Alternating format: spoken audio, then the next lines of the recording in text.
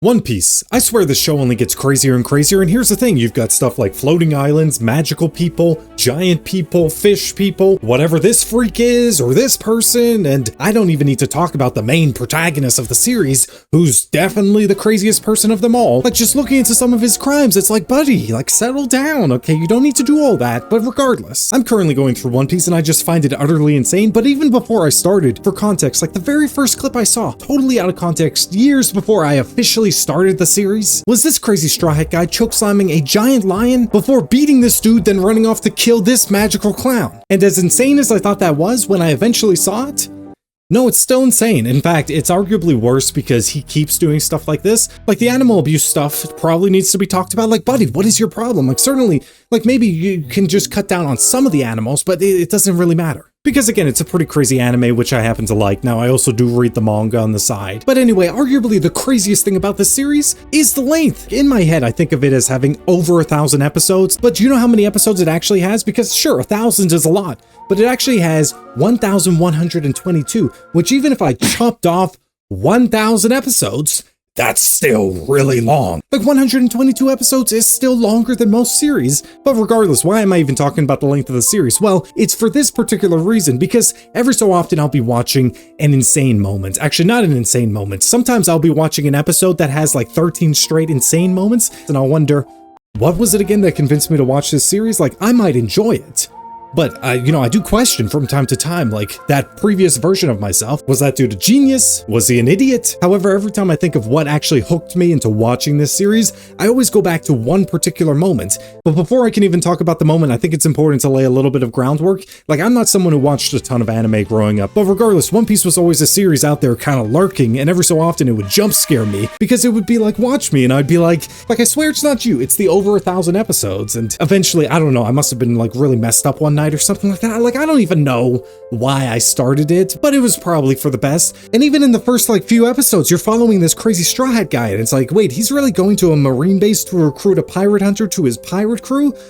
What? And you learn like he has no common sense, really knows nothing about anything, he just wants to become king of the pirates for reasons. And I'm like, okay, that's intriguing. So I watched the first arc, then the second one, and I was like, okay, they're fine. I got to the third one. It's called Syrup Village. This one definitely tested my patience, not because it was like the longest or even the worst arc, but there were slow points, and I was like, I wasn't sold on the series at this point. So looking back on it, I probably looked back on it more fondly. But in the moment, I was like, do I really want to commit to it? I swear, it's not you. It's the over 1,000 episodes. Like, it's not you. Because after several episodes, I was like, kill the cat people, steal that boy and that ship, and let's go. Which is basically what they did. Anyway, so then they arrive at this floating restaurant, and initially I'm like, am I gonna like this? I don't know. And I was kind of like half paying attention, like, I don't know about this, but then something happened. This is the moment I'm talking about where I was like, okay, yeah, no, I'm watching this series because of what happens here. Because the arc is like, okay, it's fine, and then this dude shows up. Now, who is this dude? Well, his name is Don Krieg. He's kind of like a mediocre villain at best. It's really not about him, but it's the way he's used. Because they build him up as being the strongest in the East Blue, which is the sea that they're in. He also has the largest and biggest pirate crew in the East Blue, over 5,000 men, 50 ships, or so you think. And I'm like, okay, I'm even impressed with this guy. And then he comes walking in, and you see him for the first time, and he is... what the flip happened to you? He's like weak and sickly. It's like, what the flip happened to you? And here's the thing. So they built up this guy, and then you learn what happened to him. And it's through learning what happened to him where you're like, oh, okay. The more you learn, the crazier it gets. And then you realize, like, it surely can't get crazier. And then it does. Because again, for all intents and purposes, strongest pirate in the East Blue, where our main characters are from. And then he goes to this mystical sea. It's called the Grand Line. And then he turns up here like this, and it's like, what happened to you? Tell me. Like, it looks like this dude took a trip to the local Waffle House in the middle of the night. But the first thing you learn about this guy is his 5,000 men, his 50 ships were defeated, and it's like, okay, that's insane, but it gets worse. And at this point, I'm like glued to the TV, like, okay, what's gonna happen now? Like, seriously, what happened to this dude? This is awesome. And then you learn they barely lasted a week in this sea. Like, what is going on in that sea? Like, seriously. But again, it only gets worse because you assume, okay, it was probably a massive fleet or something like that destroyed all but one of his ships that just escaped with his life. And it's like, nope, it was just one guy. I'm sorry, what? Like, yeah, no, it was this dude right here. But then it gets crazier because then you learn that the guy who wiped out their entire fleet did it for no good reason. As far as they know, he was just bored.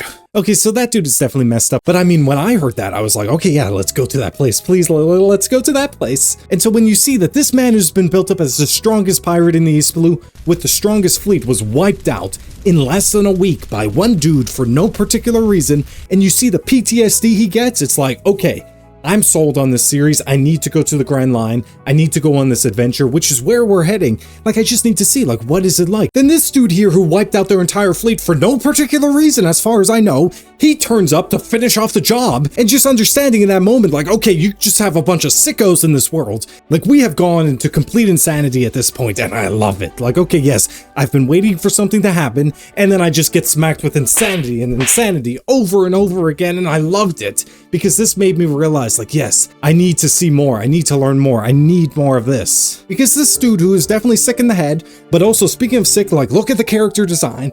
Magnificent. I like, it's just perfection. Everything about it. His name is Dracule Mihawk, and I'm like, yeah, no, that dude looks like a Dracule Mihawk. Like, I didn't know what that looked like before.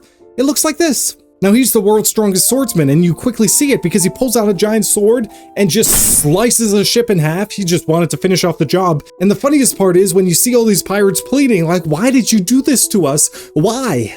He looks at them and he's like, I don't even know. I was just bored. Okay, so yeah, that dude is messed up. But really knowing that there was a sea with a bunch of these dudes out here, I was like, oh yeah, please, let's go to wherever he is. Like, sure, he's insane, but this dude is more insane than everyone he'll come into contact with, so his insanity will just persevere. Like, he may not have the physical strength to keep up with certain people at points in the story, but he has the insanity. So this guy Mihawk right here is basically a promotional ad for the entire adventure. I saw this dude and I was like, yeah, sign me up. Okay, like, I wasn't sure before because, again, it's not you, it's the 1,000+ episodes.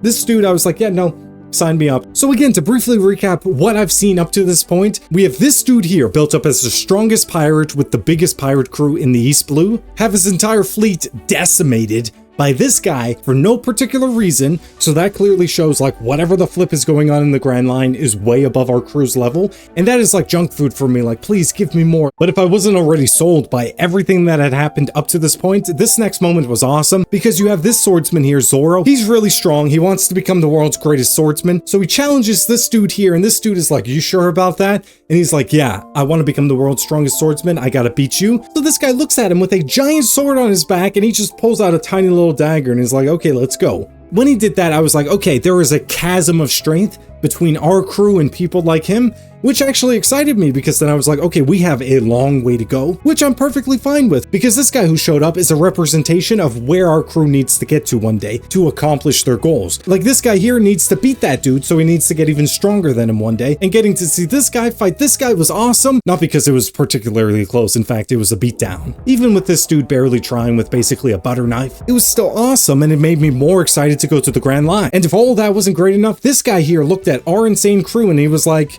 okay, I kind of like them. Like, you guys, you might be something special. They're mostly insane, but that was definitely a nice affirmation. Like, yeah, they're definitely going to accomplish their dreams, not simply because they're the main characters or anything like that. But anyway, that was basically a long-winded way of me saying, this dude right here convinced me to go on this journey. He turned up early in the story, and it's like, what is someone that strong doing here? But it was the perfect thing I needed in that moment to be like, oh, okay, so there's a bunch of people in the Grand Line like this dude, crazy people like him, crazy strong people like him, and our crew will have a wild adventure on their way to surpassing people like this. This was the moment that truly hooked me into the series. But anyway, what do you think? If you want to see more, please like and subscribe, and thank you for watching.